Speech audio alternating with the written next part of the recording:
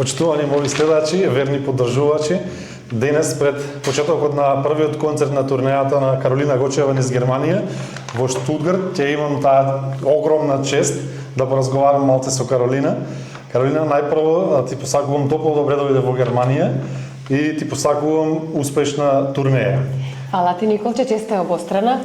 Многу ми е драго, два дена сум тука, веќе втор пат се гледаме и многу ми е мило што го снимаме овој разговор, затоа што знам колку се трудиш и колку си актуелен, особено кај нашите во Германија. Да, навистина премногу ми значи за мене. Фала ти. Кажи ми, што очекуваш на старт на турнеја, а што е да очекуваме ние како публика? Искрено не знам баш, не можам многу да зборувам за очекувања, се разбира, можам да зборувам само за тоа дека ние ќе се потрудиме, да дадеме се од себе за да имаме најубави концерти, за луѓето кои ќе дојдат да не чујат да си поминат убаво. Спремив репертоар од различни фази од мојата музичка кариера, од почетокот па се до сега, значи различни музички стилови и жанрови, ќе има по нешто за сечи вкус. Така што не знам, еве би била среќна доколку и публиката излезе среќна од нашите концерти. Да, во тоа сум уверен. Тоа е најважно. Да. Кога веќе ги спомнам на концертите, сакам да кажам следните датуми за твоите концерти кои се, нели денес 23.11 Штутгарт, 25.11 Нимберг, 29.11 во Дизелдорф, 1.12 Мајнц, 13.12 Хамбург и турнејата се завршува во Берлин на 16.12.